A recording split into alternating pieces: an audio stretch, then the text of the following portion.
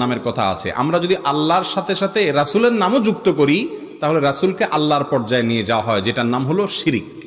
আর আমরা আজকেই আলোচনা করলাম যে মানুষের ঈমানকে সবচেয়ে দ্রুত ধ্বংস করে দেয় যে বিষয়টির নাম হলো শিরক।